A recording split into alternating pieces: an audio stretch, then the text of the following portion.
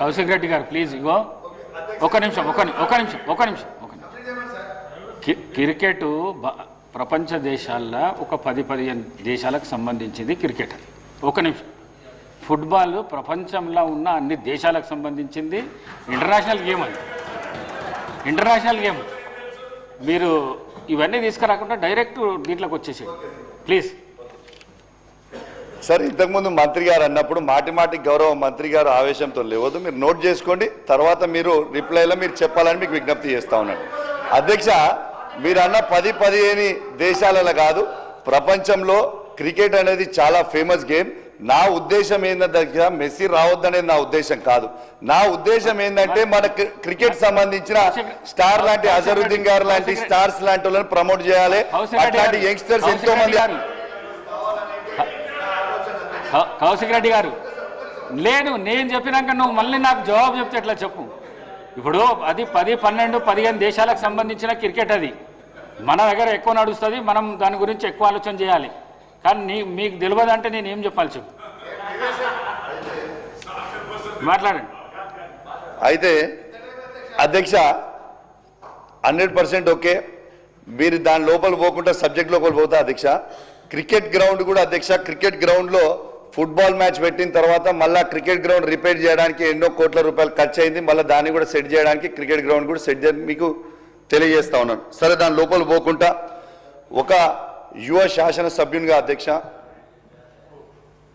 యూత్కి కేసీఆర్ గారు ఏం చేసిండ్రో ఒక్కసారి ఈ సభ ద్వారా యావత్ తెలంగాణలో ఉన్న యువతకి మొత్తం కూడా తెలిసేలాగా మరొకసారి గుర్తు చేస్తా అని చెప్పి సందర్భంగా తెలియజేస్తా ఉన్నాను. అధ్యక్ష, ఈ భారతదేశ చరిత్రలోనే ఎక్కడి లేని విధంగా, ఏ రాష్ట్రంలో లేని విధంగా యువతకి 2,32,000 ఉద్యోగాల నోటిఫికేషన్ ఇచ్చింది కేసీఆర్ అని చెప్పక తప్పదని చెప్పి సందర్భంగా తెలియజేస్తా ఉన్నాను. అధ్యక్ష, ఆ 2,32,000 నోటిఫికేషన్లలో 1,60,000 ఉద్యోగాలు ఇచ్చింది కేసీఆర్ గారు అని చెప్పక తప్పదు అధ్యక్ష అని చెప్పి సందర్భంగా తెలియజేస్తా ఉన్నాను. అధ్యక్ష, ఇంకా 60,000 ఉద్యోగాలకు కూడా, మిగిలిన 60,000 ఉద్యోగాలకు కూడా నోటిఫికేషన్ ఇచ్చింది, ఎగ్జామ్ కండక్ట్ చేసింది మొత్తం కూడా కేసీఆర్ గారు అని చెప్పక తప్పదని చెప్పి సందర్భంగా తెలియజేస్తా ఉన్నాను. అధ్యక్ష,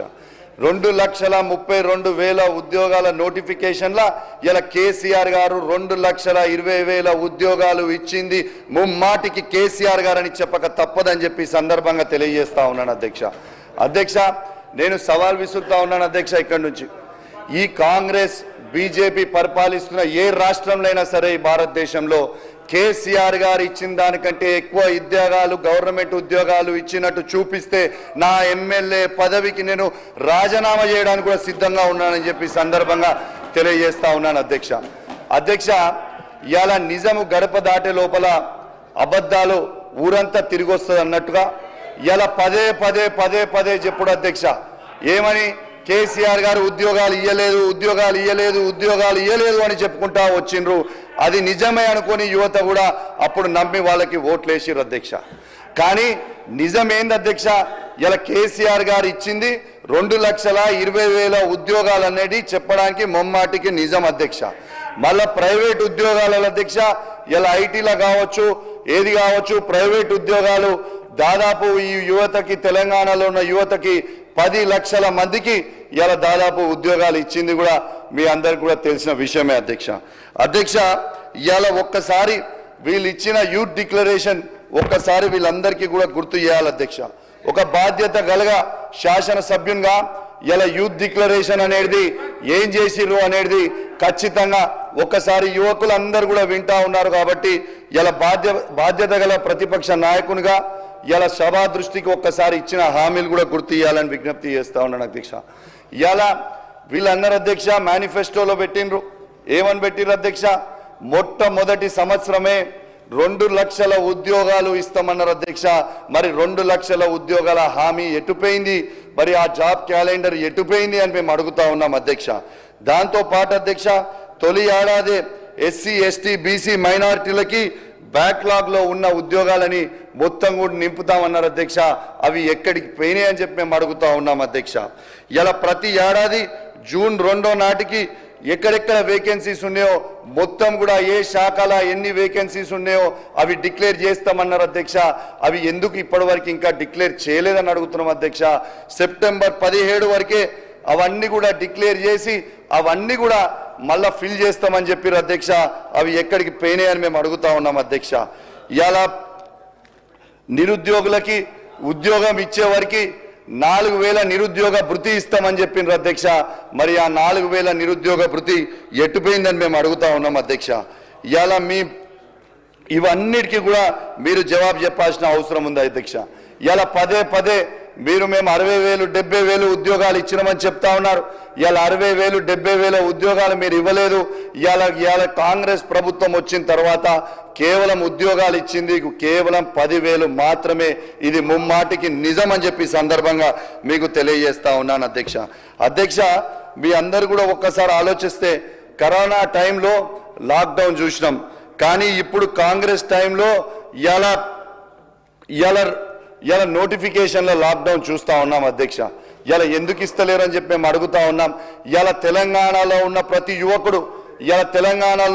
యువకుడు ఈ జాబ్ క్యాలెండర్ సంబంధించిన 2 లక్షల ఉద్యోగాలు ఎప్పుడు ఇస్తారు అని ఎదురు చూస్తూ ఉన్నారు. కనీసం ఈ బడ్జెట్ బుక్ మొత్తం చదివి చూసిన అధ్యక్ష తిప్పి ఎక్కడన్నా ఒక్క దగ్గరన్నా ఈ 2 లక్షల ఉద్యోగాల గురించి ఎక్కడైనా ప్రస్తావన ఉందేమో అని చూస్తే దాని ఊసే లేదు అధ్యక్ష. ఇది చాలా చాలా బాధాకరం అధ్యక్ష. ఒక్కసారి గుర్తు చేస్తా అధ్యక్ష, వీళ్ళు ఏం చెప్పారు అధ్యక్ష, చాయ్ పే చర్చ అని చెప్పి ఇలా అశోక్ నగర్లో ఉన్న లైబ్రరీ చిక్కట్పల్లి లైబ్రరీకి గౌరవనీయులు రాహుల్ గాంధీ గారు రేవంత్ రెడ్డి గారు ఆనాడు ఆడికి పోయినరు అధ్యక్ష. ఆడికి పోయి వాళ్ళకి ఏం చెప్పారు అధ్యక్ష, ఖచ్చితంగా మేము 2 లక్షల ఉద్యోగాలు మేము ఖచ్చితంగా ఇస్తాం, మీ అందరు కూడా యువకులు ఖచ్చితంగా మాకు సపోర్ట్ చేయండి, మేము ఖచ్చితంగా మీకు ఇస్తామని చెప్పారు అధ్యక్ష. మరి ఇవాళ ఎందుకు ఎందుకు వాళ్ళని లాఠీ చార్జ్ చేస్తా ఉన్నారు? అసలు అశోక్ నగర్ ఎక్కడైతే ఛాయ్ పై చర్చ చేసిరో అశోక్ నగర్లో శాశ్వతంగా ఇలా 144 సెక్షన్ అనేది ఎందుకు పెట్టిండ్రు అని మేము అడుగుతా ఉన్నాము.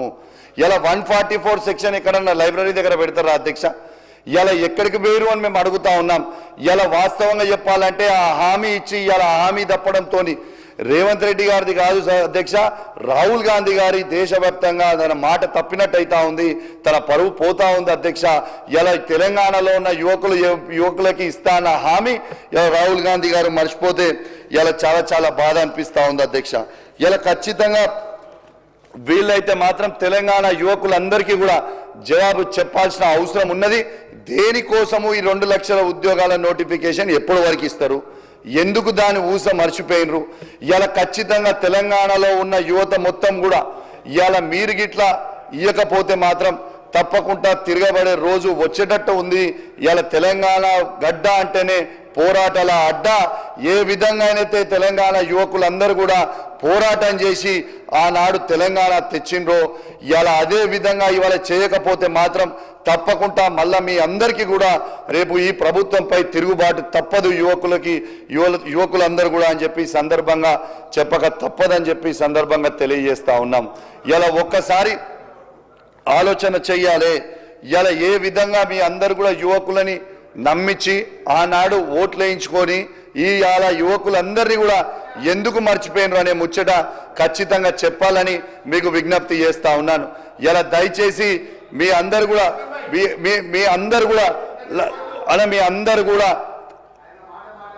యువకుల గురించి మాట్లాడుతున్నారు అధ్యక్ష. ఉస్మానియా యూనివర్సిటీ విద్యార్థులు ఉద్యమం కోసం ప్రాణాలు పరంగా పెట్టినటువంటి ఆ ఉస్మానియా యూనివర్సిటీ లోపల ఈ 10 సంవత్సరాలు రాజ్యం ఏలినటువంటి వారు అక్కడ ఉన్నటువంటి పరిస్థితుల లోపల కంచెలు పెట్టి పోలీస్ పికెటింగ్ పెట్టి ఎంత అత్యంత దారుణంగా వారి యొక్క రాజ్యం చేయాలి అధ్యక్ష. తెలియదు అధ్యక్ష, ఇవాళ నీతులు వేదాలు వాళ్ళు ఇచ్చినట్టు కౌశిక్ రెడ్డి గారు మా సహచర మిత్రుడు మాట్లాడుతుండు ఛాయ్ అని చెప్పేసి మాట్లాడుతున్న అధ్యక్ష. ఈరోజు ఏదైతే నిరుద్యోగులకు సంబంధించిన ఉద్యోగాల విషయం లోపల ఏదైతే మా ప్రభుత్వం ఇచ్చిన మాట ప్రకారం ఎంతమంది నిరుద్యోగులకు ఉద్యోగాలు ఇచ్చిన విషయం శ్వేతపత్రం కూడా విడుదల చేయాలి అధ్యక్ష. ఏదైతే ఎల్బీ స్టేడియం సాక్షిగా ఉద్యోగ నోటిఫికేషన్ ఇచ్చి నోటిఫికేషన్ ద్వారా నియామకాలు జరిపించి గౌరవ ముఖ్యమంత్రి చేతుల మీదుగా ఉద్యోగాలు ఇచ్చిన మాట వాస్తవం కాదా అధ్యక్ష? ఈరోజు కౌశిక్ రెడ్డి గారు మాట్లాడితే ప్రజల ఆగ్రహానికి గురవుతారు అంటున్నారు. ఈరోజు 2023 డిసెంబర్ ఎన్నికలు జరిగినాయి అధ్యక్ష. తర్వాత పార్లమెంట్ ఎన్నికలు జరిగినాయి, తర్వాత మున్సిపాలిటీ మన గ్రామ పంచాయతీ ఎన్నికలు జరిగినాయి, మున్సిపాలిటీ ఎన్నికలు జరిగినాయి.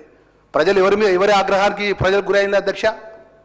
ఇవాళ ప్రజల యొక్క మనుగోలు పొంది ప్రజాపాలన లోపట ప్రజలకు ఇచ్చిన మాట అమలు విషయం లోపట ఇవాళ డిమాండ్స్ సంబంధించిన విషయం లోపల ఎస్సీ ఎస్టీ ఏదైతే వర్గాలకు సంబంధించిన విషయాలు కానీ మైనార్టీ వర్గాలకు సంబంధించిన డిమాండ్ విషయం లోపల ప్రధాన ప్రతిపక్ష వాళ్ళు మన సూచనలు చేస్తారు కావచ్చు, ఏమన్నటువంటి వారి సలహాలు ఇస్తారు కావచ్చు. 10 సంవత్సరాలు ప్రత్యేక రాష్ట్రంలో రాజ్యాన్ని వెళ్ళినటువంటి వాళ్ళు ఎవరైనా మంచి చెప్తారు కావచ్చు అనుకుంటున్నాం కానీ తప్ప అధ్యక్ష, ప్రతిసారి రాజకీయ ఉపన్యాసం తప్ప ఏదో విధంగా ఇరకాటం పెట్టే విధంగా మాట్లాడడం తప్ప యథార్థమైన విషయాలు మాట్లాడిన విషయాలు ఎక్కడ కూడా లేవు అధ్యక్ష. వాళ్ళు నిరుద్యోగుల గురించి చర్చ చేస్తామంటే ఒకరోజు పెట్టుకోమండి అధ్యక్ష, మేము మాట్లాడడానికి జవాబు చెప్పడానికి సిద్ధంగా ఉన్నామనే విషయాన్ని కూడా మనం చేస్తున్నాం అధ్యక్ష. కౌశిక్ రెడ్డి గారు.